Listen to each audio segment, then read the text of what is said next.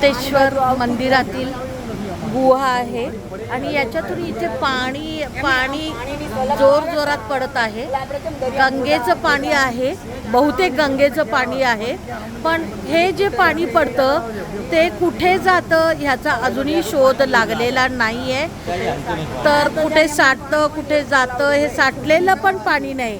इथे पहा हे साठलेलं पाणी नाही आहे. ही मोठीच्या मोठी गुहा आहे. इथे गुफा आहे, अशा पद्धतीची गुफा आहे.